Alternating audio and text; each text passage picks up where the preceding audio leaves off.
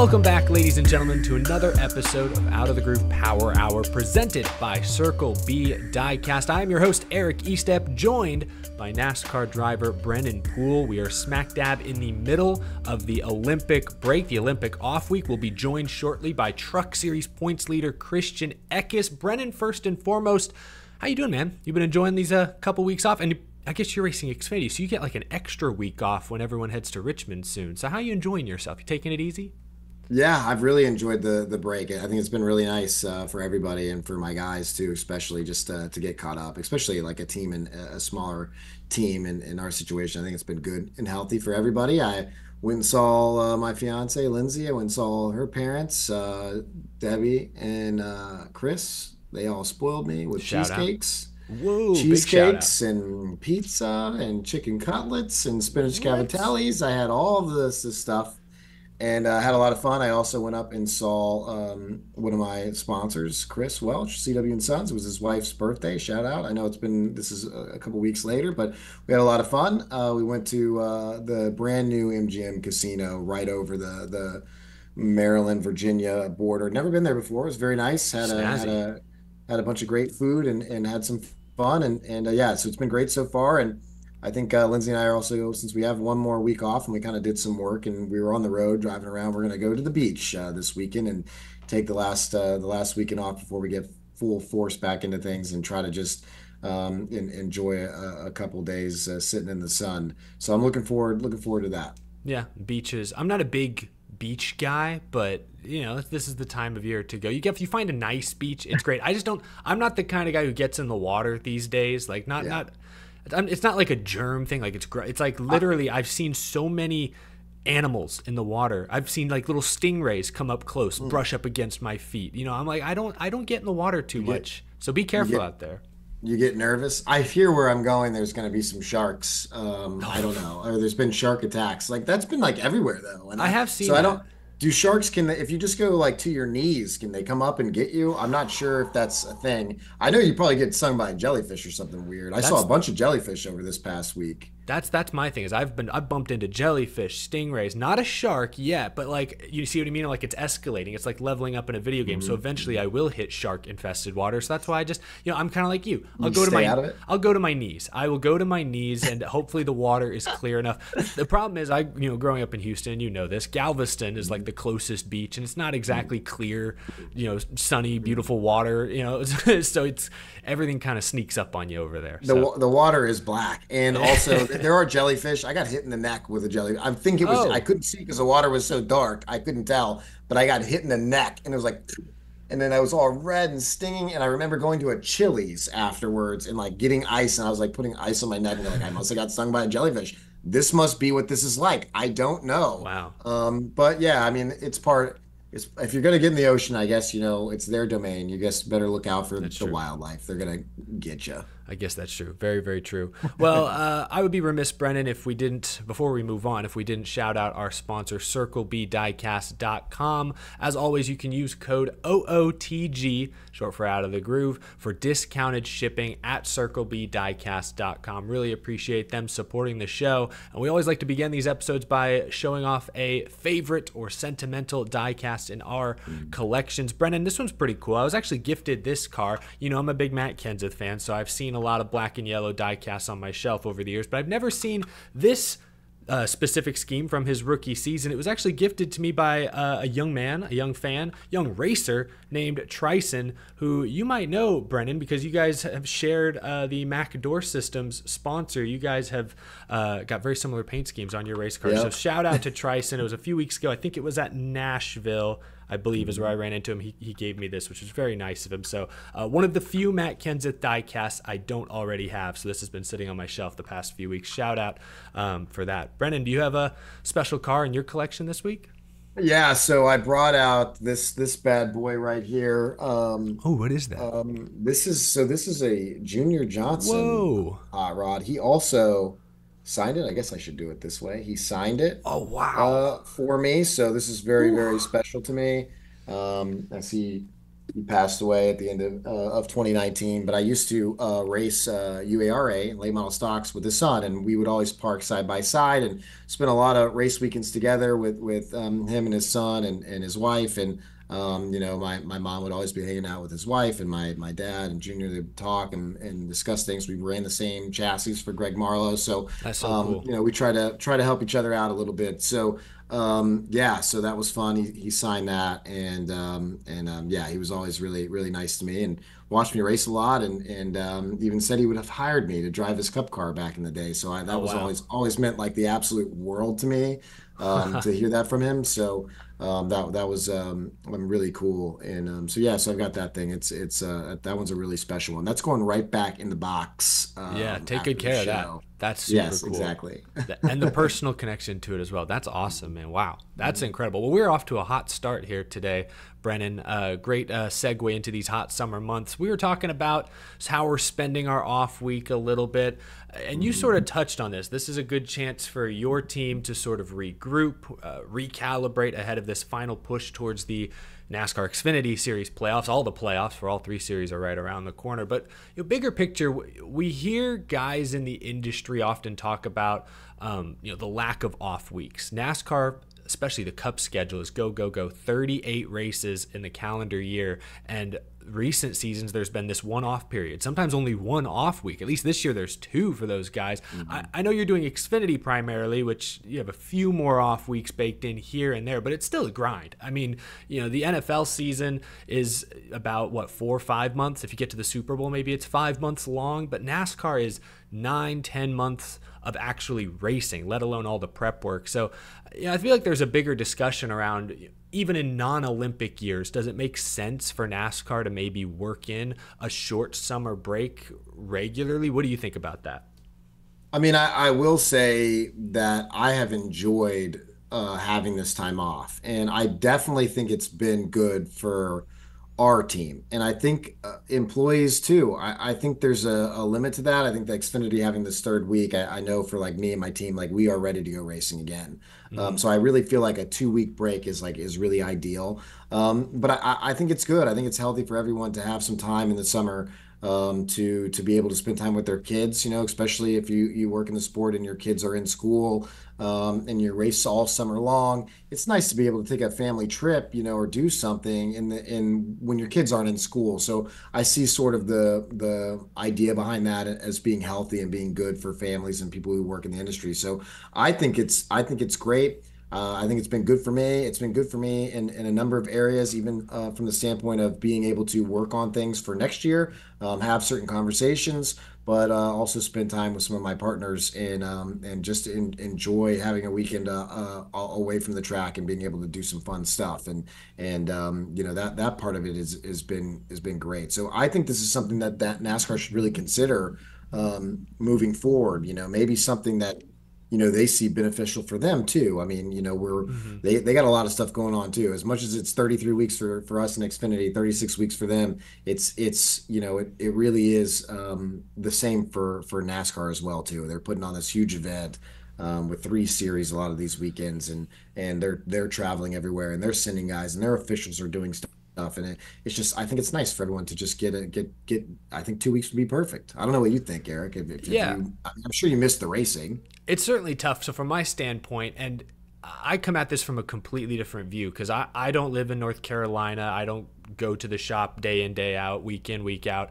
I'm sort of removed from the NASCAR bubble, so to speak, physically speaking, at least. I'm still tuned in, obviously, on social media, Zoom calls, things like this. But for me, the 2 week break is tough because I need things to talk about. And occasionally there's a silly season move. Recently, there's been some schedule talk. It's like, okay, there's some things that come out, but it's hard to get. We were lucky that Christian Eckes was willing to join our show here later today. It's hard to get guys to actually sit down and do content during this time frame because everyone is effectively shut down. But so from my perspective, it's kind of hard for me, but I do think, so this is what I hear. I hear all the time from people who are in that bubble that it's getting harder and harder for teams to hold on to really talented crew members, not necessarily drivers or spotters or crew chiefs, but like the day-to-day mechanics, engineers, the road crew, folks who have to travel most of the year. Like, I don't know. I don't know how close you are to some of that. And I know in like Xfinity and especially trucks, there can often be a little more turnover perhaps, but just for like the health of the industry, keeping talented people, invested, like getting people who want to work for race teams, I feel from what I've heard, an extra couple of off weeks here and there can go a really long way. I don't know if you feel the same way or if you've seen the same thing. You're a little closer to the day to day than I am. I don't know if you have an opinion on that.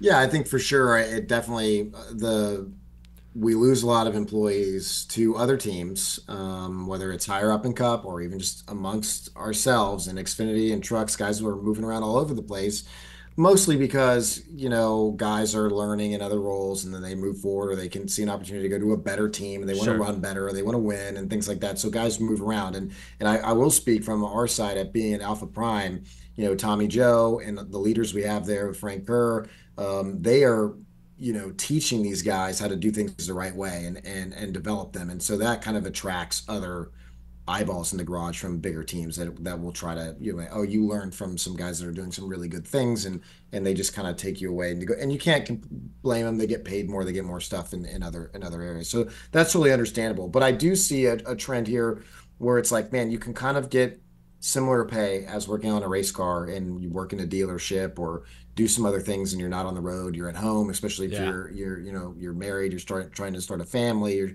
other things, you got kids. That road life of racing is really something that you just have to love and want to do and understand that, yeah, I might be able to make the same pay and stay home all the time, but I'm not racing. It's a different thing. And racing is really fun too. So, Yeah. but I have seen a little bit where guys do question that and maybe they don't love the racing as much as they might have thought and think to themselves, okay, well, I can take this job, make about the same money and be at home every weekend. And some guys make that decision who are really great mechanics who've been in the sport for a period of time.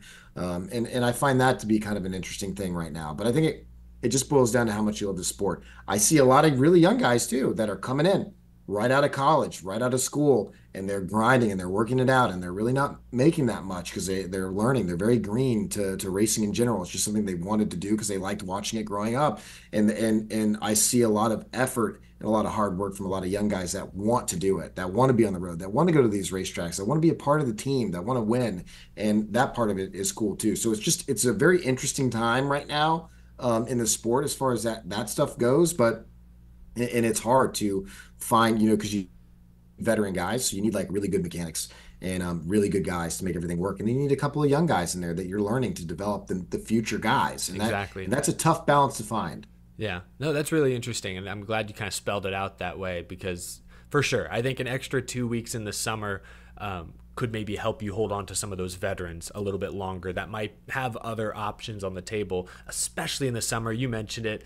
I don't always think about this, but having like, kids out of school, that's a great chance to spend time, go on a family vacation. Like this break, yeah, I think there's the potential for it to long term be healthy for the sport, even when the Olympics aren't going on. Speaking of the Olympics, have you watched any of the Olympics? Brennan, have you paid any attention? I know you've been busy. You've been traveling a lot the last couple of weeks. You watched any Yeah, Olympics? I watched Cook and Bacon win the silver in the diving, just because Cassidy's from the Woodlands and sort Nice. of from the same area, right? So pool was pulling for her to do that, and so cool to see them get. I think it was the first USA medal too, so I watched that. Oh, wow. And then I saw some of the highlights of everything else. I'm a big skateboarder, and I love the sport of skateboarding, and I so did I not know watched all that. the highlights from Huh. that. I saw Nyjah. The Americans got silver and bronze. We lost again, but so close. And they both of them fell on their final trick and lost the gold medal. So I was like, oh man! But that was Mhm. intense to watch. I really enjoyed that. But I haven't seen too much of the other stuff. I've been on the road and Yeah. working still. It's like it's more than just driving race cars now. You have to be a salesman. You have to do stuff for partners that maybe some people in other sports don't have to do, and yeah, so it's been just constantly working on not only for stuff for the remainder of this year, but also next season as well.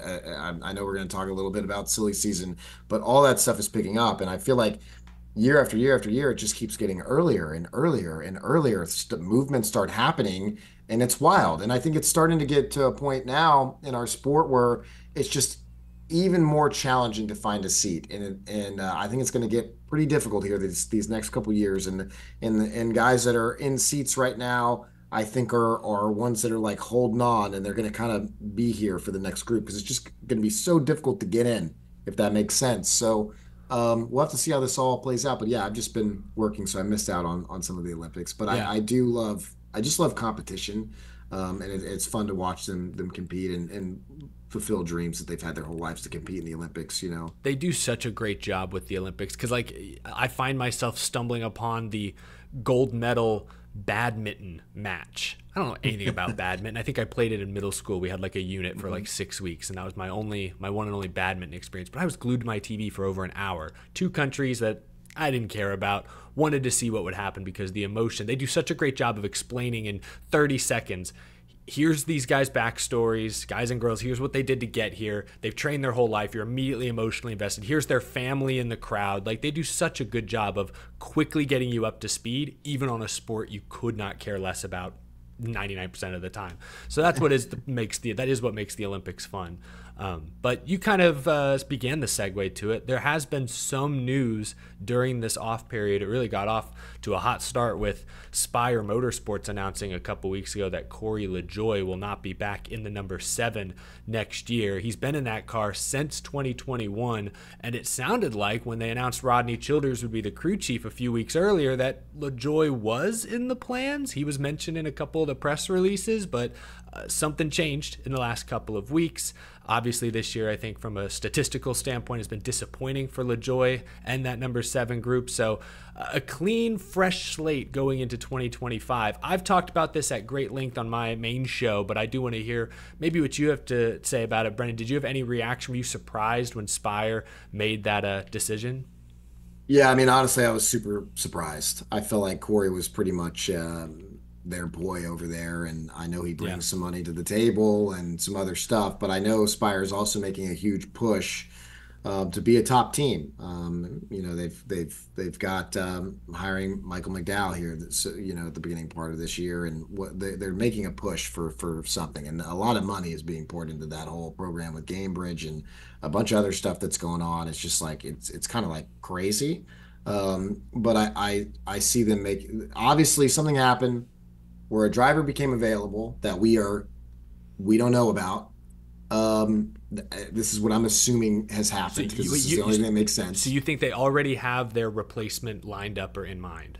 Yeah, I think so. Ooh. I don't think they would announce. Well, yeah, I don't think they would announce he was out if they had if they already didn't know who was going. I guess that makes sense. I think a driver became available, maybe behind the scenes, maybe whatever. And I think that they probably jumped on it. And maybe that driver also has some support, or maybe it's something that Gamebridge wanted. Other partners are part of the team. I don't know, but they're definitely making a push to be a team that wins races. So it's interesting. So whoever's going there is going to be somebody like Michael McDowell, proven winner, fast every single week. They hired him. This other person, I think, is going to probably be of same value, maybe more. And we just don't know it yet. That's the thing. If they're going to because I know Corey LaJoie has been a little disappointing this season, no doubt, but he's a veteran. He's solid. He's got cup experience. Some of the initial rumors that popped up were like, oh, well, there's these young guys. They could go get a Sam Mayer, who probably has some funding he could bring. They could go get, but you just said it. They're spending all this money on proven winners like McDowell, Rodney. You would think if they're going to let a non-proven winner like Corey LaJoie walk, they would want to replace him with a proven winner. And the only proven winner I feel is even remotely on the table is Kyle Busch. And that's been the hot rumor. He's supposedly under contract with RCR, but we saw Tyler Reddick got bought out of his final year at RCR. So everyone's wondering between Spire purchasing KBM, Kyle Busch has been in a Spire truck occasionally. Like, they're obviously Busch and RCR is, I mean, I'll say it, they've been awful this year in Cup. They've been just abysmal.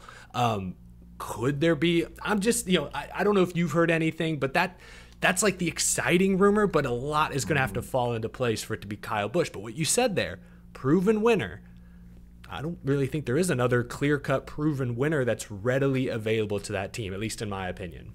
That's why I think that rumor, although wild, think there's something going on there. I Mm. just think there's something going on there. I don't know. I mean, I don't know. And I'm sure they're trying to keep that as quiet as possible. So we really won't know until something really starts to leak, until it's like really done. Then it seems like stuff starts really spreading. So Let's be crazy reckless here. Let's say it is say they Kyle Busch mhm. did somehow become available. In Spire, they spent a lot of money already. Might as well fork over a few more million to buy him out. Say they get Kyle Busch. Is Spire an ascending Spire? Is that as good or better than what Richard Childress Racing currently is from just a speed standpoint?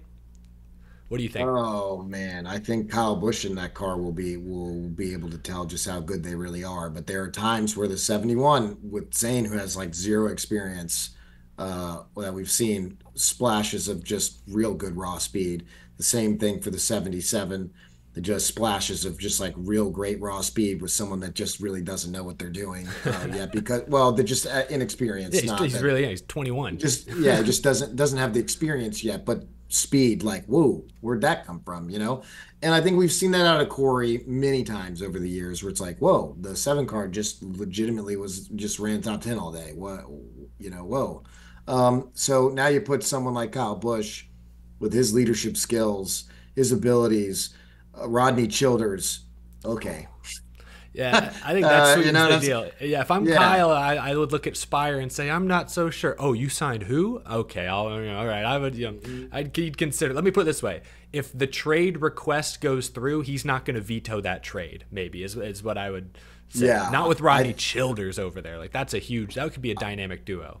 I think if I'm Kyle Busch in this moment, and I like RCR, I like Richard a lot, I like everything about the whole thing, but it's just um, if I'm Kyle Busch, I'd probably make that move. I think you just have to see. I mean, they have a lot. Spire has a lot of money behind them right now Yeah. with the moves and decisions they're making. So you want to be in the upswing with that move, and I think now is probably the time to take that to make that happen. I think if Kyle leaves, I think it's perfect for Austin Hill. I think Austin Hill's going cup regardless, Mm. and I got to imagine that his deal's probably not done yet.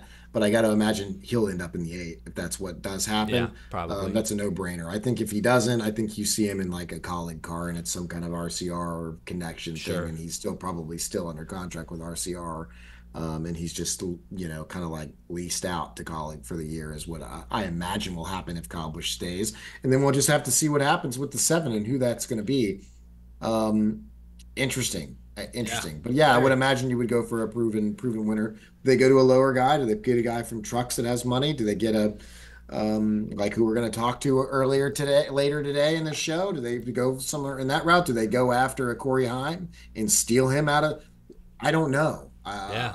But I think they know. I wish we knew. We don't know what they're Yeah. doing yet. But it's going to be interesting to see what happens there. That's a good point. We will have to ask Christian. We're gonna have to ask him if he's had any talks about next season, what he could be doing. He's having a Yeah. great year in trucks. Before we bring Christian Eckes onto the show, one final topic, Brennan. Once we come back from this Olympic break, it's the push to the playoffs. Xfinity Series has, I believe, 6 regular season races left. I think Cup it has 4. But let's focus on Xfinity for a moment. You look at the bubble, you got guys like Sheldon Creed still looking for that first win, but he's got a good cushion. There's Parker Kligerman, who's had a solid year. And then right on the cut line is Ryan Sieg holding off Sammy Smith by 3 points. You are just outside of that picture, Brennan, pointing your way in, probably not realistic at this point, but looking ahead at some of these tracks, Daytona, Atlanta. I mean, you led coming out of turn 4 at Talladega a few months back. We know your cars are fast. We know you know what you're doing at that type of racetrack. Do you look at Daytona and Atlanta and kind of licking your chops like, all right, this could be our shot? Like, how do you as a driver on the playoff bubble approach these next few weeks? Yeah, I think we're working hard on the Daytona car. I think we feel like we have some areas there we can improve for more pace. But I think we feel like we have just as good a shot as anybody going into Daytona to win that race and put ourselves in the playoffs. I think we've been fighting all year. We haven't quite had the raw speed in some of these cases to fight for some stage points, and really that's the only thing that we've lacked. If we could have fought for some stage points a little bit more, I think we would have a chance at pointing our way in. We had a loose wheel in Charlotte, cost us probably 20 points.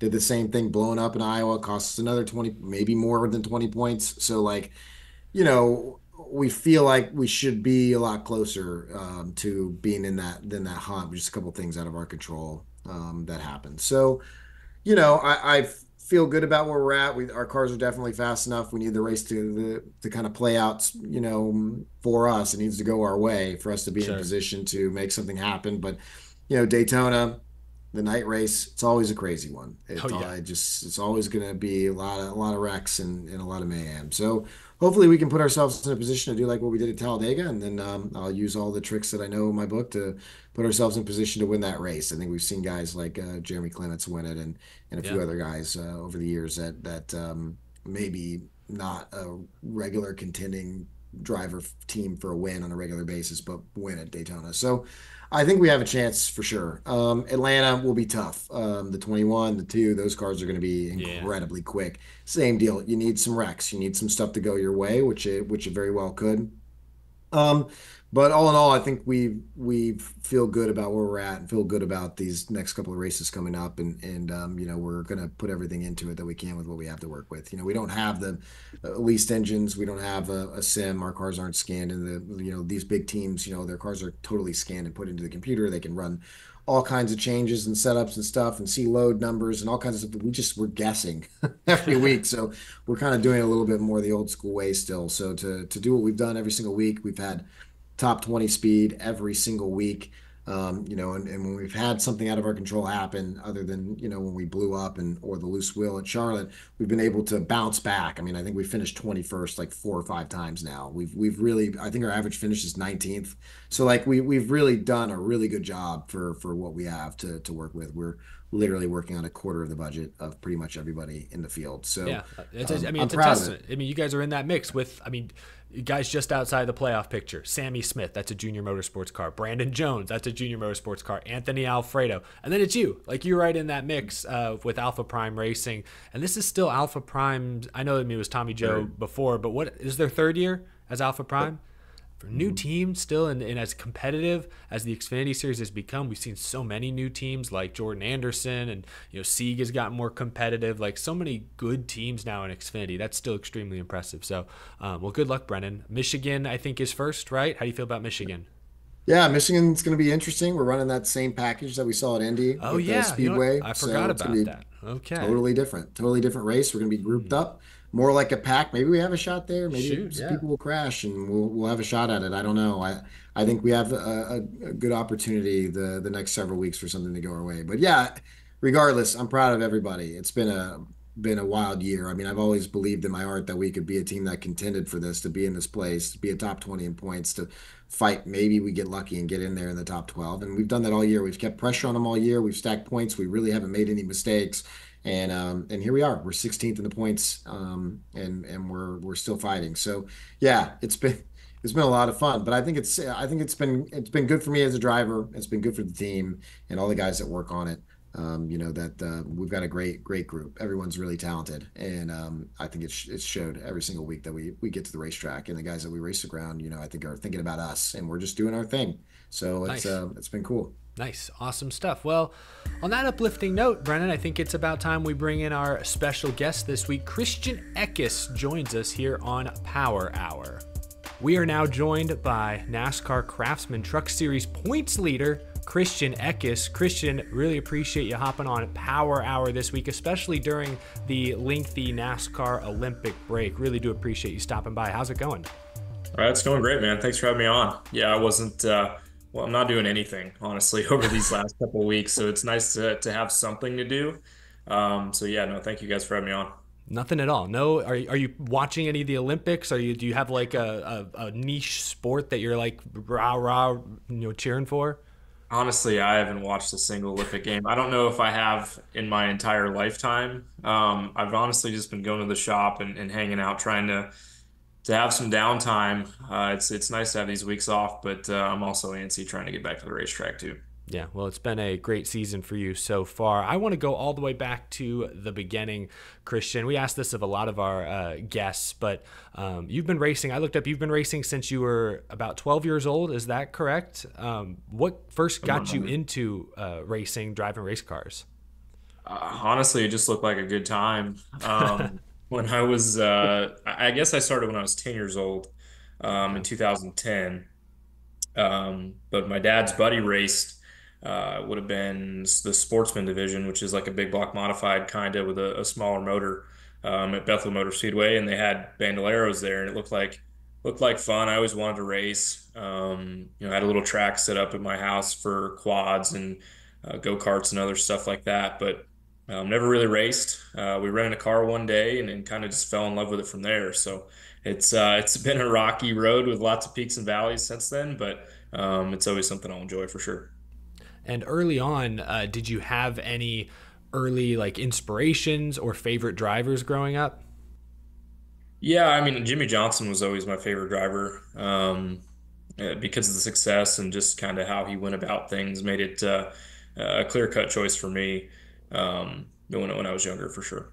Yeah, and you grew up, I guess, during the 5 straight championships. I was I getting did. bored. You were not getting bored, I I did. guess. I was not getting bored. I was not getting Uh, bored at all. That's funny. yeah, I was tired of it. I was a Jeff Gordon fan. I was like, come on, man, same team. Can we just, what's the deal? But I wanted Yeah. to talk to you, Christian, a little bit, because you've raced with several different teams now in the truck series, and I'm sure you've gotten a little bit from each one of them and working with different people. How do you feel like that maybe helped you in your development? Because obviously right now, I mean, I pull for you every week. Again, my one of my good friends is your spotter, so I'm always going to pull for Britt. But you also kind of came through Venturini and similar path that I did. But I just wanted to know, sort of how you felt like that helped you in your development to where you are now. Yeah, I feel like in a way maturing off the racetrack was more of a big thing. And when you lose your ride multiple different times, you have to grow up pretty quick. Everything was really up until 2020. Obviously got let go from KBM.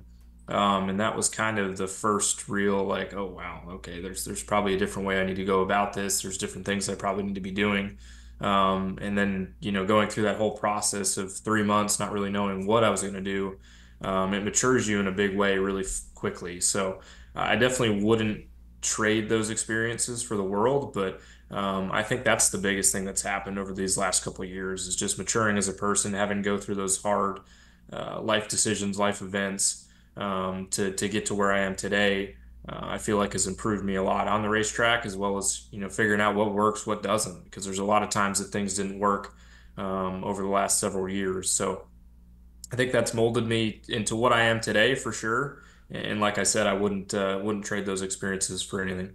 I wanted to ask you about sort of on that note, like, was there a moment in your career, has there been so far a moment that was like a turning point? Like you mentioned you being let go in 2020, but I know you were able to win in 2021 Yeah. part-time for Thor Sport. So I don't know if that was maybe the moment, but was there a moment in your career where you feel like that was the turning point? Things, went the right Yeah. direction, or maybe you, like you just said, you learned a whole lot that's helped you today. Yeah, I think the biggest turning point obviously was 2020. That was my first real realization of, wow, maybe I need to go about this differently. I need to do things differently, prepare differently, help build relationships better. I don't think I did a good job with KBM at all with that. So that was the big turning point of like, oh man, like this can go away in a heartbeat, because up until that point I hadn't really gone through anything like that in life, or really anything. So, finally getting to that realization that, we can lose this in a day's time if you have a bad year, helped me appreciate a lot more things and helped me put a lot more effort into things as well. I'm kind of bouncing around here, but when looking back through some of your career milestones, ARCA champion, Snowball Derby winner. What do you remember about some of those races when you were a teenager? Like, what did you learn the most in your early years, sort of pre, 2020 turning point? Oh man. I honestly don't remember those days very often. It's hard to believe I almost won the snowball, I guess 8 years ago in December, coming up on 10 years. Hmm. So makes me feel old for sure. But um, yeah, no, I mean, I've learned a lot. There's a lot of people along the way that helped me. Brennan mentioned before I was at Venture Motorsports. I learned a lot from Billy and everybody there. I was racing with Jeff Foltz, Tony Uri, a lot of people when I was younger that I learned a ton from too, on how to race, how to to do different things. So there's plenty of things I learned, but it's so far long ago I can't probably list them off the top of my head. But just kind of developing that way, I definitely learned a lot. Was there a moment in that during that stretch where it sort of clicked that, hey, there's a path to NASCAR here. Like this is now not just like you said, race cars looked fun as a kid, just want to go out there and race. But then at some point, I'm sure it turned into, hey, this is a serious career. I could do this on a big stage with a big platform. Did that sort of pop into your mind at that point, or was it later on, or maybe even earlier on? Yeah, I mean, I didn't really think that I could quote unquote make it into a career until probably ARCA in 2018, 2019. Before then, it was just, kind of fun. I don't know. I lacked seriousness probably way more than I should have at that age, but I was just having fun. I could go race with the group of guys that I was working with and have fun. And then 2018, it kind of all came together of like, okay, yeah, I need to probably take this more seriously and make it into a career. So I would say that 2018 year probably was the true like, okay, maybe I have a future in this. And Brennan, you've kind of had a moment like that as well, right? I remember you talking about like sometimes young drivers, maybe yourself, like you get into a situation early on that maybe you're just not quite ready for at that moment. I know I've heard you talk about that a little bit as well. Yeah, I mean, I think Christian and I have known each other for a while, but I didn't realize this until just today, like talking to you about it. I think we've had similar paths or similar like experiences in our journey. I know our paths are different, but yeah, I mean, it's just when I first had my opportunity, yeah, the same thing. Just definitely didn't utilize those relationships. I didn't really talk to people as much as I probably should have. I just kind of came in and did my thing and just like drove. And I probably, I prepare a lot differently now than I used to too. And I just do a lot of things differently. I think it's a maturity thing as well. And all the stuff that I went through, same as you, Christian, never went through anything like that until it was like lost my ride and other stuff too, right? So like I was the same similar thing for me too. But I think man, it's been like really cool like to watch over the last couple of years. I mean it really like genuinely. Like I you're one of the guys I pull for. Eric will tell you, I was talking before you came on here and was just like, because people always have that, they're talking about you and the 11 team, and I'm like, listen, man, I'm going to choose the 19 team. Like I think right now they're in a awesome place, and it's just like when you guys maybe miss it a little bit, you're like third, and maybe some other guys, it's fun to go to the racetrack like that for sure. Yeah, you guys are just doing a great job, and I think, do you think is it chemistry with with you and your guys? Is it just that you think just that maturity that you've grown into over these last couple of years? Is it the way you're preparing? Is it just experience? So much experience in the truck series now over the last several years where you are able to put yourself in better situations to get the result at the end of the race. Like, what do you think's making you guys be so successful here these last couple of years? Yeah, I think it's a multitude of everything. Yeah, I'm at a place in my career right now, location wise, at McAnally Hogman Racing that I've never really been at before. The atmosphere there, and the kind of leadership role that I'm in there, it has been different for me, but I feel like it's been really beneficial as far as having control on things, being really really involved.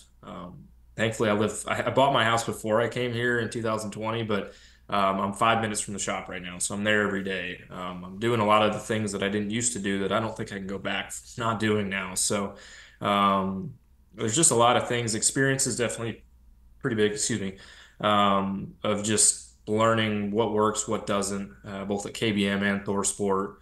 That really all funneled together into this opportunity. And Bill's leadership, and I think I'm on new truck number 7 or 8 or 9 or something like that over the last 2 years. So that level of commitment is unmatched, and we're bringing really, really fast race trucks. So and giving me the opportunity to do what we've been doing. So I definitely wouldn't trade this opportunity for the world over these last 2 years, and we'll always be grateful for sure. You guys have crushed it, and I know you're happy where you're at, but and I'm sure you have goals of moving up and moving forward. Like, with what you have been doing, you guys together as a group have been doing. Like, I'm sure people talking about you, approaching you. I mean, we all talk about this day and age. It's like about how much sponsor support you have and things like that determine ultimately kind of where you end up nowadays. But like, Can you even talk about any of that stuff and what your goals are for the future moving forward? Yeah, I mean, they definitely changed over the last several years. In 2020, it was like, okay, well, if I can race a street stock the rest of my life and make a living, that's what I want to do. But obviously, expectations have changed over the last couple of years, and how I've ran. I feel like I have a decent amount of job security, and who knows? I don't really know what's going to happen. I have some options that I'm looking forward to, but at the same time, I'm having a lot of fun where I'm at. So. We'll see what happens, and yeah, that's all I got. Yeah. Okay. Yeah. Well, one of my sort of, I guess, sort of final questions for you, Christian. I want to focus on the here and now. Brennan touched on it a moment ago. You could watch a truck series race this season. Chances are the 19 and the 11 are at or very near the top of the pylon. We saw you and Corey, I guess, have a conversation after the race at Indianapolis a couple weeks ago. How would you describe the rivalry between your group and the Tricon group this season?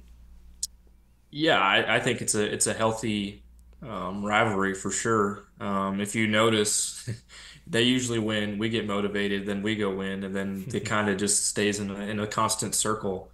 They're getting better just like we're getting better every time that we have to. So a lot of respect for Corey.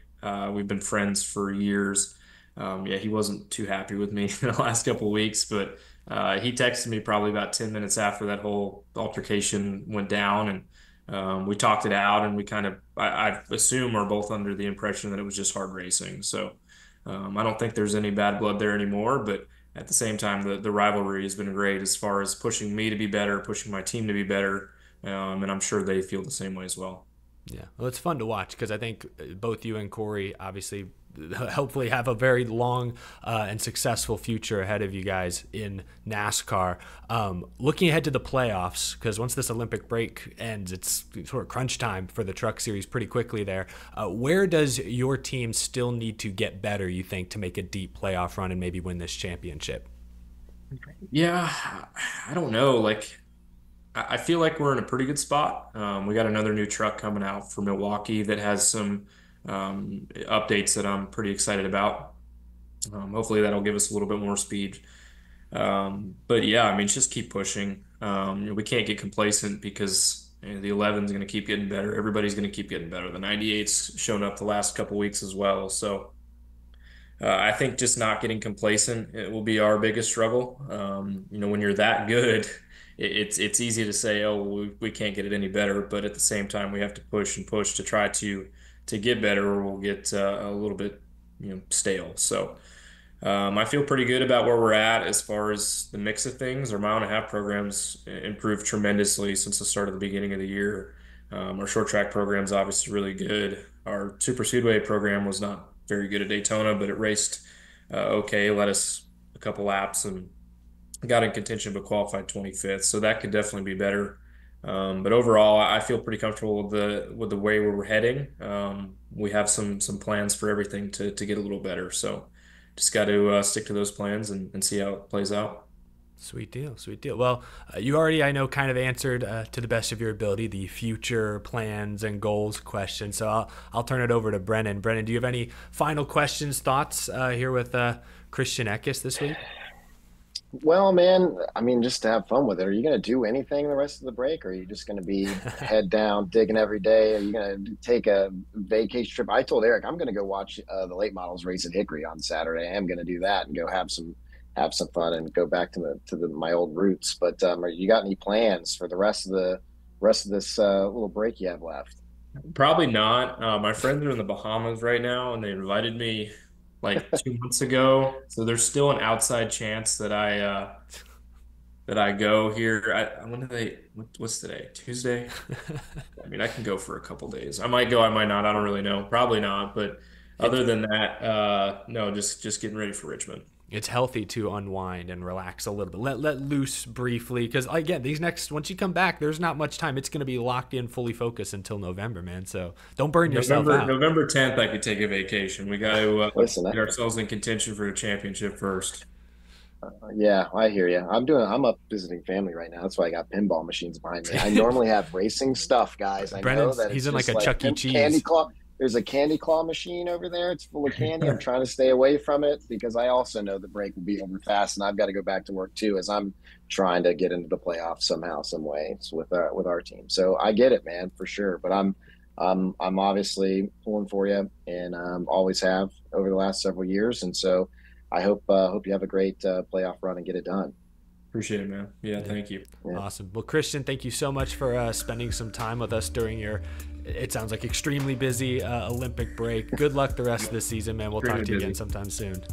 Yeah, thanks, guys. Appreciate it. Huge thank you to Christian Eckes for joining the show. He will be racing this weekend at Richmond Raceway. The Xfinity Series, you guys get one more week off, but the trucks are doubling up with the Cup Series here in just a few short days.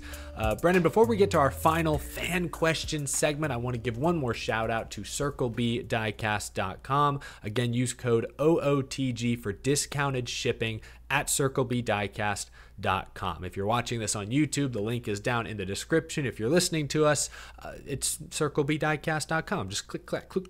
You know, preferably if you're listening to this while driving or anything, don't do it then. But at your earliest convenience, head to CircleBDiecast.com. Find your favorite driver's paint scheme, maybe some new releases, lots of good stuff over there. Use code OOTG. We appreciate it. We also appreciate your questions, Brennan. Our last episode was about a month ago. Remember, July was busy. We had, or June actually, it was the end of June, really. We had like back-to-back weeks, back-to-back episodes. It's been a little while. We've got some fan questions. I picked out a couple good ones. This one, I'll start with this one because this one's solely for you, Brennan. It comes from Brian is the GOAT. And they ask, what is your favorite track that you've ever won at? Yeah, that's a really good question, because it's hard to pick. You know, you always enjoy the places you go to that you've won at before. But I think, you know, one of the most special memories that I have is my first ever ARCA start. I've never done live pit stops before, all new to me. And we went to Salem, and I remember we won the race. And I just remember thinking, like, man, this is crazy. And at that point, and you know, it was very early on my career. It's the first like national race I'd ever run. I went from racing late model stocks at Hickory to like racing Salem in an ARCA car.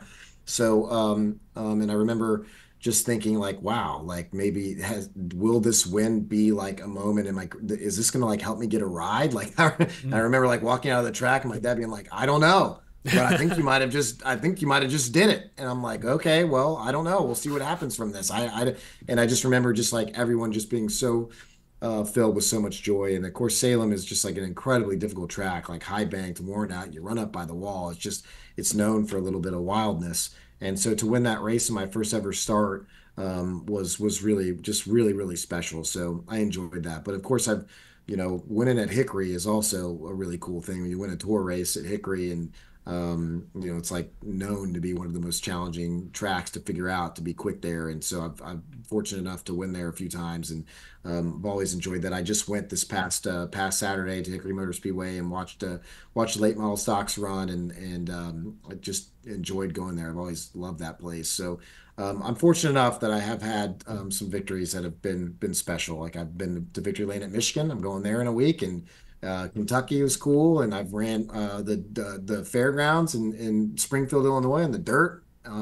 So it's just been a lot of cool stuff that I've been able to do, and they're all special to you. But that first like big national win was like, you know, I'm never gonna forget that day ever. I remember all of it. I remember the race, the moments with my team in Victory Lane, and my dad walking out of the track, and just all that was really cool. That's awesome. That's a good one. Great question, Brian is the GOAT. One more question here. I like this name, from Cinecat25. What are your announcer predictions for Amazon Prime, TNT, and the CW? There was a report a few weeks back that listed some of the contenders. Oh, we'll start with this. We know Dale Earnhardt Jr. is going to be in the Prime and TNT booths. Yeah. Who could join him? Who do you think will be? There was a report that Marty Smith could go into the play-by-play role, which I don't think he's ever done before. He's got that great TV voice. He does have a great voice. But I'm not sure that's a natural fit. He works with Junior, I guess. But can they just go get Alan Bestwick? Please. Oh, he's please. Good. Go. Yeah. I heard him all week at Indy, because he does like, and I'm just like, this is so awesome, man. Like, you're the best, man. Alan, he's a big watcher of this show. You're the best, man. Yeah. I hope they hire him. Yeah, I mean, I don't know. That's a good question. I mean, I think there's a bunch of different ones. I think there's a lot of people in the running for CW. I know in our talks, when I talked to them, it's been a little bit of time now, maybe a month or so, maybe a little bit more, maybe it's been 6 weeks, but they did not really have anything locked down. I think they've talked to many, many people, and I think they've done a lot of different interviews, and I think they have some sort of an idea, but I don't think it's been finalized yet. I think on the Xfinity side, I'd like to see definitely like a former driver for sure. Maybe like a Jamie McMurray, and he does a great job when he's been on television, and then paired up with a couple of other veteran guys, maybe guys that have some experience to see what that would sound like. But yeah, I mean, I think Jamie Mack would be a great one for me. I'd love to see him do something. With Fox sort of slimming down some of their coverage, I would love to see, and I think Adam Alexander was mentioned as maybe a contender for the CW spot. I would love to see Adam Alexander with Jamie McMurray, and if he's willing, Larry McReynolds. Yes. Alex and the Max. I think there you go. You got your driver, crew chief, TV guy, veteran, Perfect. youth mix. I think that would be excellent if they're able to get, if Fox lets them go, let's just say. That would be incredible. Shoot him an email right now, Eric. What do you think is Larry Mac at Larry.com? What do you think it is? I'm going to text both of them. I'm going to be like, listen, you better be doing this. Call them up. Get your agent to call them up and get on there, because this is what we desperately need. I don't have their phone numbers, but I think like Larry McReynolds has a Cameo. So I'll just like buy a Cameo from Larry McReynolds and say, tell him. Yeah, no. Please try out. I think that would be cool. Yeah, I think for the other two, Dale Earnhardt Jr. sounds heavily involved. I talked to a guy at Nashville who he's a young guy, but he works closely with TNT Turner Sports, and he's like, I've been in meetings with Dale Jr. He's really hands-on, really invested in this. So I feel that's where like the Marty Smith and maybe a guy like a Steve Letarte, folks that Dale Jr. is very familiar with, I could see them migrating over to Prime and TNT to sort of build Dale Jr.'s dream team. That's my prediction there. Is that the perfect booth in my opinion? Maybe, maybe not, but I think that's likely to happen, just knowing how much pull Dale Earnhardt Jr. truly has. I was going to say Jeff Burton, because okay. Jeff Burton, I feel like does a great job. I don't know how you feel about it. I think he's good. I know some people aren't fans of him, but someone's got to stay at NBC, you know? Like, NBC's still around. Can they steal any of the MRN guys? Because if you ever listen to the radio when they're calling the race, it is like unbelievable. And their voices are unbelievable too. Mike Bagley's done some stuff with NBC. Yes, that would be fantastic. Or make him, I don't know if you can make him a pit reporter or what, but at least a guy that can commentate or just like call something, or just like, man, it would be amazing to hear him say like, oh, they're 3 wide off of turn 4, banging doors. Who's it gonna be? And it's like his voice. It would just be like, it would be great. So no, I agree. I fully believe that commentators have the ability to, I don't want to say make or break a moment, but they have such a huge impact on, you know, some of the greatest moments in the sport. Alan Bestwick's call at the end of the 2001 Pepsi 400, the way he called Dale Jr. getting that win at Daytona, like the moment was special. The call, the sound, the visuals all made it even more cinematic and memorable. So hopefully we get some good booths next year for all of NASCAR's new broadcast partners. That is going to do it for the fan questions, though. Thank you all for leaving questions. If you have a question for either Brennan or myself or both of us, you can leave it underneath the YouTube version of the show, or you can always tweet at us. Most of the time, people end up going straight to the YouTube comments, get lots of good questions every single episode. So be sure to leave them down there. Once again, shout out to Circle B. Appreciate Circle B Diecast sponsoring Power Hour. Brennan, any final thoughts before we wrap things up and you can go, start to get some sun and hang out on the beach for a few days? Oh man, no, I'm just grateful for the viewers, grateful for the partners, and I'm excited that I get to have a weekend to just watch Richmond. I think it's going to be interesting to see the back half of the playoffs for Cups also getting kind of tight and kind of funky in there. So curious to see, can we get a strange winner in there that wins a race and knocks somebody out? I don't know. We'll have to see. I'll be watching it, and I'll be watching the truck race as well, and seeing what old Christian can do in the 19, keep his good season going, and be getting ready, watching film, and preparing for Michigan so we can go to work here in another week. Awesome. Good stuff. We didn't even mention it that Richmond has the option tire for a Cup this week. So could be interesting. Going to be different. Going to be a little different than the Richmond we've seen in recent seasons. But upset winner. Can it happen? Will it happen? I don't know. I'm Not this weekend. That's my No, that's probably my bet. not. I don't think so. I think Christian Eckes will likely contend for the win in the truck race, and then Cup. I don't know. It'll probably be Denny Larson, and friends. Yeah. Yep. That's my prediction. That's good stuff. Great way to end the show. Thank you all so much for watching, for listening. We will catch you next time on Power Hour. Take it easy, y'all.